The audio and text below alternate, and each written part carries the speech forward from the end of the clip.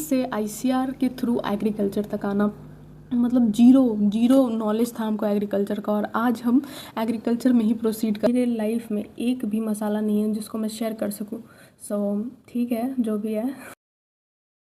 So hello everyone. और मैं हमेशा सोचती कि मैं भी एक लॉन्ग फॉर्म वीडियो बनाऊंगी, लेकिन मुझे कभी समझ नहीं आता था कि वो लॉन्ग फॉर्म वीडियो क्या होगा, किस किस चीज़ के लिए होगा, क्योंकि मतलब मेरे पास ऐसा कुछ स्पेशल नहीं। और मैं हमेशा चाहती थी कि हर किसी का होता है कि फ़र्स्ट वीडियो हमेशा स्पेशल होता है, स्पेशल टॉपिक पे होता है। तो मैं हमेशा वेट करती थी इस टाइम का कि जिस दिन मेरा फर्स्ट फाइनल एग्ज़ाम ख़त्म होगा ना, जिस दिन मेरा 8th सेमेस्टर का आखिरी एग्ज़ाम ख़त्म होगा, उसके अगले दिन ना मैं अपने जर्नी को ज़रूर डॉक्यूमेंट करूँगी, क्योंकि ये मेरे लिए बहुत स्पेशल होगा। सो आज मैं वही जर्नी के बारे में बताने वाली हूँ। तो आज से अगर 5-6 साल पहले कोई भी हमको कहता ना कि बहन तुम एग्रीकल्चर करने वाली हो, हम विश्वास नहीं करते, हम बिलीव नहीं करते, क्योंकि हमको एग्रीकल्चर का ए भी नहीं पता था उस टाइम। हाँ, एग्रीकल्चर जैसे एक नॉर्मल इंसान होता है ना, जैसे आप एक नॉर्मल इंसान है तो आपको क्या पता है एग्रीकल्चर के बारे में, कि एग्रीकल्चर मतलब किसान जो खेत में काम करता है। हाँ, हमको भी बस इतना ही पता था।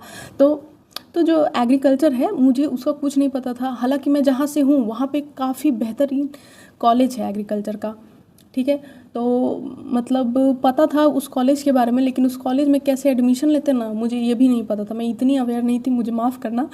तो फिर होता क्या है कि मैं मतलब कि मेरा स्कूल टाइम से प्लान क्या था कि हम 12th में लेंगे बायोलॉजी, और बायोलॉजी लेके हर बच्चा क्या करता है, नीट नीट करेंगे। तो कहीं एग्ज़ाम भरेंगे और देखते हैं क्या होता है। हम ट्राई करेंगे अपना बेस्ट देने का, और हम जितना शिद्दत से और जितना मेहनत उधर किए ना, उतना मेहनत कोई भी कोर्स में कर लेते ना भाई, अभी तक सेटल हो जाते। सच बता रहे, मतलब नीट के लिए हम लगे। फिर मतलब नीट का दुख हम नहीं शेयर करेंगे, क्योंकि बहुत लंबा दुख होता है वो किसी भी इंसान का, स्पेशली जब वो यूपी और बिहार जैसे स्टेट से हो। तो हम नीट के लिए लगे और नीट मेरा नहीं हुआ। तो हम लास्ट नीट जिस टाइम हमको एग्रीकल्चर मिला, उस टाइम का हम बस कहानी बताते हैं। तो हम ना मतलब थक गए थे घर से प्रिपेयर कर करके, और हमको समझ नहीं आ रहा था कि मेहनत कर रहे हैं लेकिन मेहनत जा कहाँ रहा है। मतलब सोसाइटी का यही है ना कि जो आदमी कोटा गया और वहाँ से खाली हाथ आ गया ना, समझो उसका कुछ नहीं होने वाला है। तो मेरे दिमाग में भी यही भरा गया था कि कोटा गए और कोटा में हो ही जाएगा। तो हम भी गए कोटा। पहला 2 महीना अरे इतना ज़्यादा स्ट्रगल था ना, से लेकर के पानी तक इतना स्ट्रगल था, मतलब बता नहीं सकती। कोटा में पहला 2 महीना तो हमको समझ ही नहीं आता था कि पढ़ा क्या रहे हैं मास्टर जी, मतलब कुछ समझ नहीं आता था, कुछ भी नहीं। जबकि क्लासेस बहुत अच्छी होती है, इंग्लिश में होती है, और मतलब सब कुछ एक नंबर है। फिर भी बहुत दिक्कत होती थी, क्योंकि मेरे कॉन्सेप्ट्स कभी उतने स्ट्रांग नहीं थे पढ़ने का, मेहनत करने का। लेकिन एट द एंड रिज़ल्ट यही हुआ ना कि वो मेहनत उतना सफल नहीं हुआ। और जब मेरा रिज़ल्ट आ गया था ना, तब तक सारे फॉर्म्स के डेट भी निकल चुके थे। घर में ना बहुत अच्छा माहौल है ये सब चीज़ को लेकर के। मेरे पापा ने कभी भी मेरे को ना फोर्स नहीं करा कि तुमको यही करना है तो यही करना है। वो बस एक एडवाइस देते हैं, अगर तुमको मानना है तो मानो, और नहीं मानना है तो कोई बात नहीं, बाद में तुम कह नहीं सकती ना कि पापा नहीं बताया। बस उनका यही वाला लॉजिक है, और हमको यही लॉजिक उनका बेस्ट लगता है। वो कभी भी फोर्स नहीं करते, कुछ किसी भी चीज़ के लिए फोर्स नहीं करते। वो बस एडवाइस देते हैं, मानना है मानो, नहीं मानना है मत मानो। तो मेरे पापा ने बोला कि बेटा इतना मेहनत किया है इस साल, तो वेस्ट मत जाने दे, एक कोई छोटा एग्जाम का फॉर्म भर दो। तो हम पापा को बोले कि अब तो सारे एग्ज़ाम का फॉर्म निकल चुका है। तो पापा बोले किस कॉन्फिडेंस में तुमने सारे बाकी एग्ज़ाम को फिल नहीं किया था। तो मैं कुछ बोल ही नहीं सकती थी, मैं स्पीचलेस थी उस टाइम पे। तो फिर पापा को मैंने बोला कि ठीक है मैं देखती हूँ। तो फिर मैं देखी फाइनली पता चला कि एक एग्ज़ाम मैं दे सकती हूँ अभी भी, आईसीआर का। लेकिन जिस दिन मैंने देखी उसी दिन उसका लास्ट डेट था, उसी दिन मतलब लास्ट डेट था, और वो ख़त्म हो गया था। मतलब आईसीआर का भी फॉर्म निकल गया। और मैं इतना ज़्यादा मतलब मुझे लगा कि काश 2 दिन पहले एडवाइस दे देते, 2 दिन पहले एडवाइस दे देते तो हम भर लेते एग्ज़ाम। फिर हम घर पे किसी को नहीं बताया, हम सोचे छोड़ो क्या ही बताया, बताएंगे तो डांट हमको लगेगा, पापा को थोड़ी लगेगा। तो हम छोड़ दिए। फिर हम सोचे ठीक है जो भी होगा देखा जाएगा। हम है ना मतलब बहुत गूगल किए, देखे वगैरह। तो लेकिन डेट तो जा चुका था। एक दिन मतलब सोचो, एक दिन का अगर हमको सुबह मतलब होता ना, पापा बोले हम देखना चालू किए और फिर वो डेट चला गया था। तो हम सोच रहे थे कि क्या करें क्या करें, अब क्या मतलब एक साल बैठना पड़ेगा, अब घर ही, कोई हमको कहीं भेज तो रहा है नहीं। लेकिन उसी टाइम क्या हुआ ना, इतना ना कभी कभी कि नोटिफिकेशन में जो तुम सर्च करती हो जिस चीज़ का, उसके रिलेटेड तुम्हारे नोटिफिकेशन में कभी कभी एज अ न्यूज़ आता है।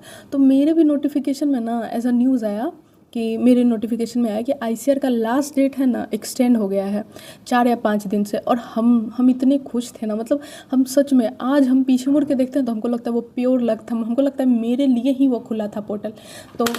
तो फिर क्या हुआ कि वो जो लास्ट डेट होता है वो एक्सटेंड हुआ। तो लास्ट डेट एक्सटेंड होने के कारण ना हम सोचे कि चलो हम भी फॉर्म भर देते। बिल्कुल कॉन्फिडेंस नहीं था कि एग्ज़ाम के परीक्षा के 1 या 2 महीने बाद ना तुम सब कुछ भूल चुके रहते हो। एज ए स्टूडेंट तुम समझ सकते हो ये बात, मम्मी पापा नहीं समझ सकते। तो फिर हम यही सोचा ना कि अब हम ना क्या करते, चुपके से फॉर्म भरते हैं और किसी को बताएंगे नहीं। तो हमने क्या किया था कि चुपके से फॉर्म भरा था खुद के। पहली बार हम फ़ोन से अपना फॉर्म भरे थे। हम उस एग्ज़ाम के बारे में किसी को नहीं बताए थे कि हम फॉर्म भरे हैं आईसीआर का, क्योंकि मेरे मम्मी पापा को भी पता था कि सारा फॉर्म का डेट जा चुका है। एक्सेप्ट कर चुके थे कि भाई 1 साल और ये तैयारी करेगी। और मतलब उसके बाद कुछ नहीं था, सब बोलते थे पढ़ो पढ़ो पढ़ो। और हम है ना वो एग्ज़ाम का फॉर्म भर दिए थे और हम ना नॉर्मल तैयारी करते थे। हम फिर भी उस एग्ज़ाम की तैयारी नहीं करते थे, हम नॉर्मल पढ़ाई कर रहे थे। मतलब इलेक्ट्रोस्टैट से करंट से मैग्नेटिज्म ऐसे करके हम देख रहे थे अपना। फिर तो क्योंकि हम घर में किसी को नहीं बताते तो हम बिल्कुल भी मतलब एंग्जाइटी हमको था ही नहीं, किसी चीज़ का हमको डर था ही नहीं, कुछ भी खोने का डर था ही नहीं। हम 2 वीक्स और 3 वीक्स थे तो सिटी का स्लिप आता है। तो मेरे ईमेल पे मैंने देखा तो मैंने सोचा कि नहीं अब मुझे इस एग्ज़ाम के लिए पढ़ना होगा। तो मेरे पास ज़्यादा कोई सोर्स या मेरे को ज़्यादा कोई नॉलेज था नहीं। तब भी मैं मतलब कि मैंने क्या किया कि जो बायोलॉजी थी उसको ट्राई किया पढ़ने का। और केमिस्ट्री में एलन वाले ना हैंडबुक देते हैं, तो केमिस्ट्री का हैंडबुक नहीं केमिस्ट्री का हैंडबुक भी पढ़ा और फिज़िक्स का भी हैंडबुक पढ़ा।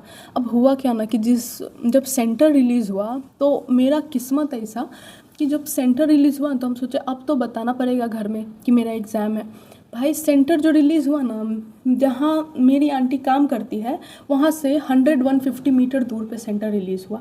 अब हम इतने खुश थे और हम सोचे अब तो हम किसी को नहीं बताएंगे, किसी को भी नहीं बताएंगे कि हम वहाँ एग्ज़ाम देने जा रहे हैं। उस दिन सुबह हम रेडी हो गए नॉर्मल, और जब मेरी आंटी जाने लगी ना तो मैं उनके साथ चली गई। और सब पूछा क्यों जा रही हो, तो हम बोले तबीयत बहुत ख़राब है।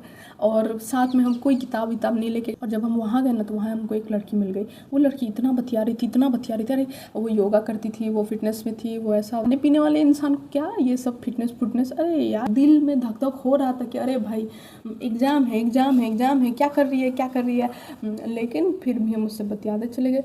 उससे बात करने के टाइम ना मतलब हाँ, और हम अपनी आंटी को बता भी दिए थे कि मेरा आज कोई एग्ज़ाम है छोटा सा, हमको यहाँ पे जाके देना है। पढ़ ले टाइम हो गया।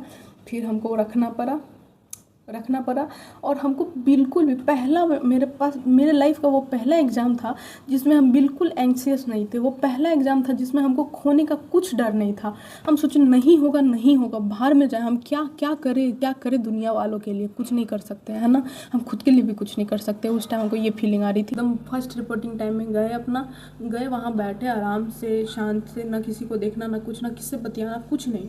और हम वहाँ पे आराम से बैठे।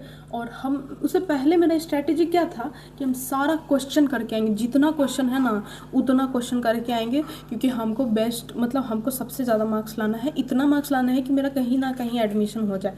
तो लेकिन वहाँ पे इतना बतियाने के बाद ना हम अपने स्ट्रैटेजी को बदल दिए। और वो स्ट्रैटेजी ही मेरा काम आया। हम वहाँ से एग्ज़ाम दे के निकले तो हमको पता नहीं था कि मेरा एग्ज़ाम कैसा गया है, क्योंकि बहुत लोग मेरे से ज़्यादा अटैम्प्ट, जितने लोग का सुन रहे थे ना सब मेरे से ज़्यादा ही अटैम्प्ट किए हुए थे। तो हम उस टाइम बड़े खुश थे कि अच्छा वो किसी को नहीं बताए, इज्जत बच गई, किसी को कुछ दुख नहीं होगा।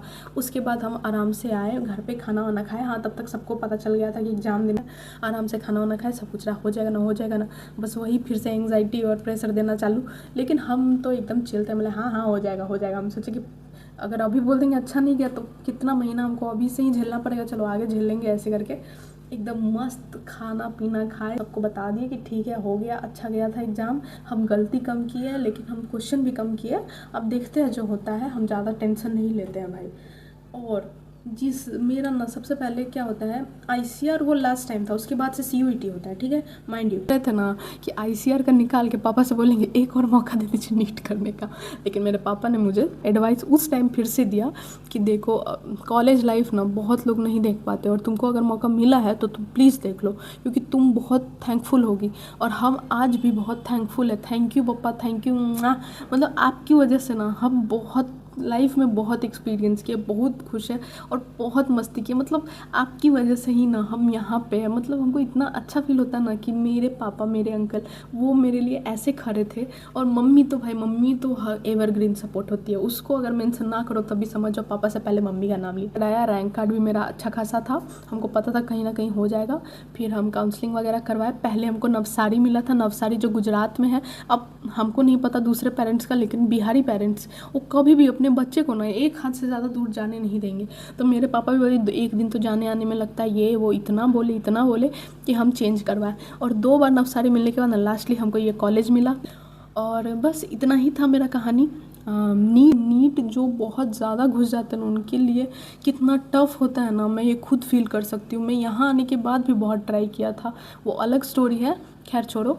लेकिन कभी भी हार नहीं मानना चाहिए। और जो भी इंसान नीट की प्रिपरेशन कर रहा है ना, मेरे से तो मतलब मैं क्या ही आपको एडवाइस दे सकती हूँ। लेकिन हम सच बता रहे हैं, अगर नीट का प्रिपरेशन थोड़ा भी, अगर एक दिन भी मेहनत किया है ना, एग्ज़ाम की एक रात पहले भी मेहनत किया ना, तो भाई प्लीज़ मेरे हर फॉर्म को भरो और हर जगह ट्राई करो।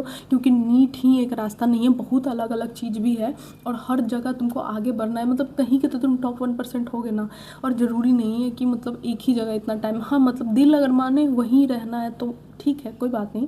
लेकिन हमेशा है ना, अगर तुम्हें थोड़ा भी फील हो ना कि हम स्टक है घर में या फिर एक ऐसी जगह में जहाँ से हमको आगे निकलना है, कुछ करना है, आओ एग्ज़ाम लिख के आओ, कुछ मत, कोई टेंशन मत लो।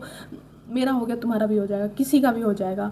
थोड़ा सा पेशेंस, थोड़ा सा मेहनत, थोड़ा सा कामनेस चाहिए। और सच पूछो तो मेरे अंदर ये तीनों ही पे हम अपने वाणी को विराम देते हैं। और हमको नहीं पता कि सबको ये स्टोरी कैसा लगेगा, कोई रिलेट कर पाएगा या नहीं, लेकिन ये मेरा स्टोरी था। और आज जब हम इस जर्नी के एंड पे है ना, तो हमको जर्नी का वो स्टार्ट याद आ रहा था, इसीलिए हम इस चीज़ को डॉक्यूमेंट करना चाहते थे। And that's it, thank you.